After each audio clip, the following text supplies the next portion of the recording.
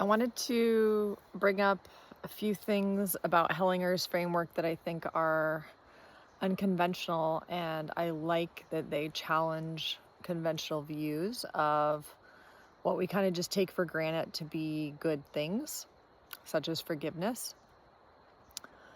So I think most of us tend to believe that if we can get to a place of forgiving someone who's done something to us that we believe is wrong or bad, and that would provide peace, and that forgiveness is something that we can bestow upon someone either when they make sufficient repair or when we've just simply reached a place of being willing to move on. But Hellinger says that forgiveness is very dangerous. And I was curious about this because he believes that forgiveness comes from a place of superiority or higher up, and therefore it violates the order of hierarchy. So if someone is saying that they forgive another person, according to him, this means that they are judging the other person, looking down upon them, and bestowing something from a higher position, right? And I guess he just doesn't believe that that's effective for restoring the flow of love. I think that's just interesting to entertain. So what he focuses on to restore the flow of love is gratitude, accepting what is, and honoring. And so gratitude, surely we can learn from the difficult situations we've been in with people. We can be grateful for the hardship that taught us things. And I guess you could say that's more along the lines of choosing to learn from your fate, right? The honoring and the gratitude that he's talking about is more the gratitude of the person's position. So like in the example of my ex-husband, the things that he did, and he probably feels the same way about me, right? It's not that we're being grateful for those things per se. It's that he's the father of my children, and just on a really basic, fundamental, structural level, he made me a mother and he gave my children life. So there's always that we should be grounded in and anchored in as the overarching thing that we can always be grateful for. Similar to how if you have hurt from your parents, which most people inevitably do to some degree, we can still be grateful to them for giving us life. And that's something that can never be repaid. And so I think it seems like it's just a way of keeping things in perspective. And I think that this is profoundly mature, because if we go through our life thinking of all the ways that our parents didn't measure up, or beating ourselves up for how we didn't measure up with our children, rather than, and in the process, we lose the perspective of the gift of life and how profoundly huge that is, then, that is damaging. It doesn't encourage growth, right? So all of these orders of love and principles are principles of growth. It doesn't mean that we should do them. It means that if we like the feeling of when love is flowing, and we like the feeling of growing more than we like the feeling of regressing and love not flowing, then these are some ways that we can encourage that. Again, it's not moral, it's structural and phenomenological. And I left Hellinger's book, Acknowledging What Is, at the cafe. Otherwise, I would read to you some excerpts. He has a lot of very unconventional views. I'm excited to read some of them and share more of them with you. So that's gratitude, being grateful to our parents or to those we have had children with for bestowing life. And then there's honoring.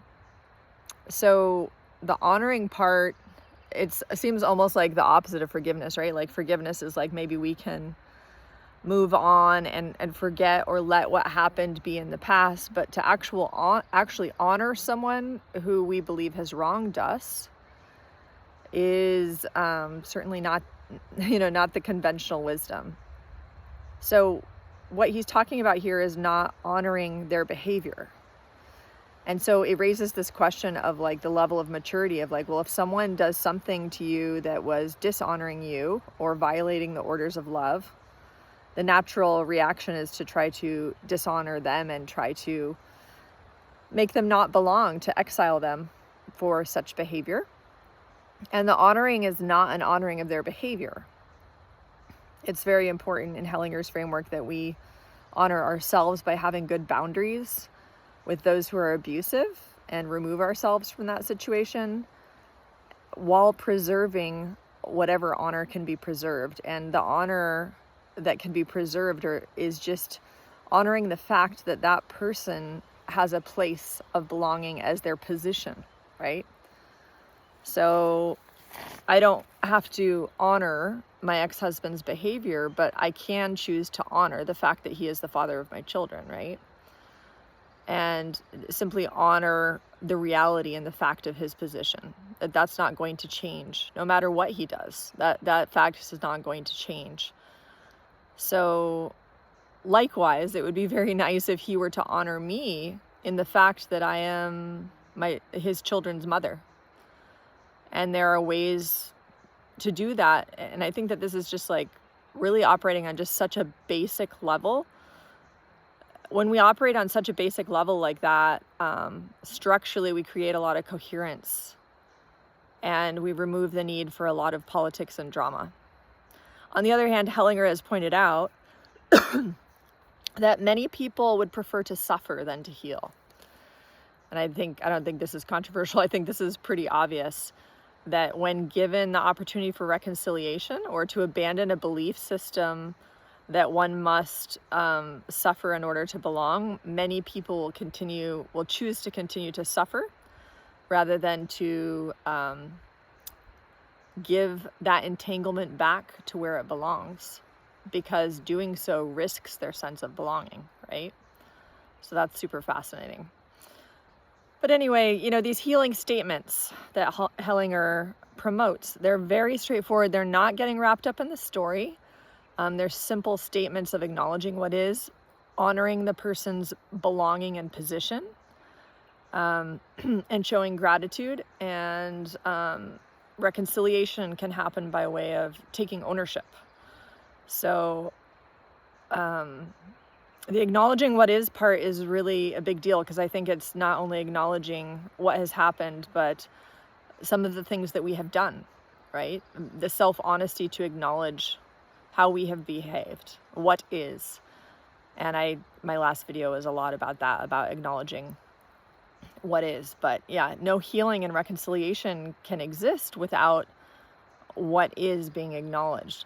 That's the starting point, right? So those three things, honoring, gratitude, and acknowledging what is, I can see how I think that they're much more profound leverage points than this concept of forgiveness. Again, because of the hierarchical imbalance that occurs when someone feels they're in a position to bestow forgiveness. Similar to my misguided attempts at helping in leading and spearheading our family into healing, it's a somewhat grandiose position. Of course, the only reason I was doing it was the assumption that I was articulating something on behalf of the whole that was a truth. Because I believe that it is true that no matter how much dysfunction my ex-husband has inherited or is embedded in the system from our own particular dysfunction, and no matter how much loyalty to that dysfunction he has or I have, or however much addiction to a drama exists, that underlying all of that, there is a deep desire to experience the flow of harmony and to heal, because that is how we feel that we belong, right?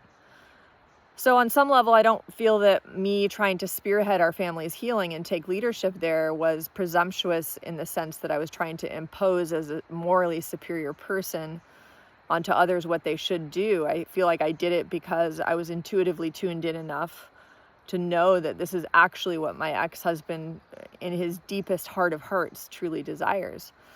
But if that person is fated to not have been modeled the behavior of how to lead, or to not be deeply in touch enough with their priorities to make that a priority, it is presumptuous to think that I could spearhead something that actually isn't mine to spearhead. That level of healing can and will automatically occur at the point when everyone sees the intrinsic value of doing it. And I think that goes back to DeMartini's point, because DeMartini was trying to understand why some people have so much motivation to do something and actually follow through with things and are reliable, and why other people are unreliable. And what he found out is that people who are reliable are in touch with intrinsic motivation. People who are unreliable are mostly operating out of extrinsic motivation. So they're constantly pulled in many different directions because they're operating mostly from an injected value system from other people rather than from their own deep value system. So you can lead a horse to water, but you can't make it drink, right? So I do think that there is some superiority complex involved in this belief that one person can accomplish healing. And not that I really believe that. It's not like I thought I would accomplish healing. I was just, I don't know, I guess to me it just makes so much sense that wouldn't it be so much better on a whole systems level to resolve the pain so that our children can have a healthy holding field, right? But again, like I said in the last video, in so intensely embodying that energy, I believe also on behalf of unresolved stuff that has happened in both of our family lines, I was also sort of disowning the part of myself that's just really, really burnt out with that and is just actually really tired of playing that role, right? So now I'm owning that part. I'm allowing that part of me to belong, the part of me that just simply feels that I've done enough, right?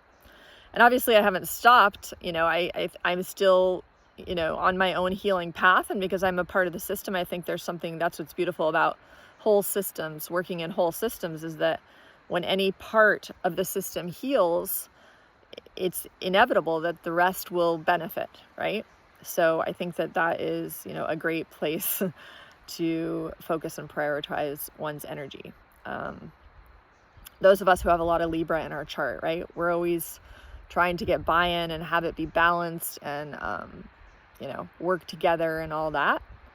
And I don't have any Aries in my chart.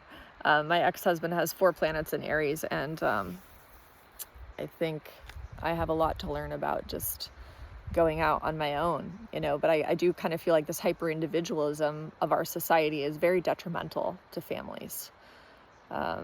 Anyway, so what I think there are a lot of pretty controversial concepts in Hellinger, or just unique perspectives. Another one of them, we live in a culture that kind of shames people who point out or blame others for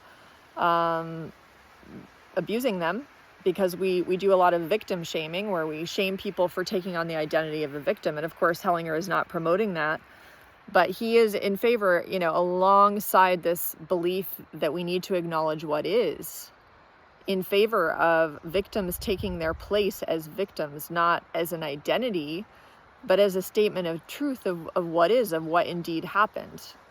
And if we're in denial of that and we don't state the truth of that, we are, again, exiling or not allowing something that indeed did happen to belong. And this is actually a concept I came across in the book, The Tao of Fully Feeling, which is written by a man who experienced extraordinary levels of abuse from his parents. And he's pointed out, similar to I have in previous videos, about how every energy in the universe has a healthy aspect and an unhealthy shadow aspect, that there's a healthy form of blame and there's an unhealthy form of blame. And it seems Hellinger is also pointing this out. There's a healthy form of victimhood, not in the sense of taking that on as an identity, but just in the sense of acknowledging what happened and acknowledging where one's position was in a certain dynamic. So, and a lot of this channel is about looking at the way that dependency on another person creates a situation where an abuse can happen, even though when 2 people get married, they, as partners, they are supposed to be equal. And they can continue to be equal in the sense that they both treat each other that way. But the relational dependency that occurs when a woman has a child creates an opportunity for a victim-perpetrator situation to occur. So I just thought that was interesting, that he's in favor of the truth, and he's in favor of us allowing uncomfortable truths to belong. And if we are saying, well, that person didn't really abuse me because I don't want to take on the shame of being a victim, we're not really being honest, right? And it is also true that once people become abused, often they retaliate and become an abuser themselves. So there's a lot of switching back and forth between these two roles. But just because there's shame in taking on the victim role, just as there's shame of taking on the perpetrator role, and just because we don't want to take that on as an identity doesn't mean that it's a good idea to deny things that actually happened, whether we're denying that someone abused us or whether we're denying that we abused someone. So I think it's very refreshing, this sort of distilled, simplified version of events, stepping away from the story of the meaning that we make of it and really just sticking with the facts of whose position is where and what happened, and coming to terms with what is, finding gratitude even in the midst of that stuff, and also learning how to honor people, not just for what they did and what it taught us, but just simply for the inevitable positive aspects that do exist with any person in a family system, to the extent that families give life and family members participate in giving life. And that is a huge act that can always be honored, the person's position and role that they've played in giving life. So I'll end it there. I'd love to hear your thoughts and comments about any of this. Thanks for watching.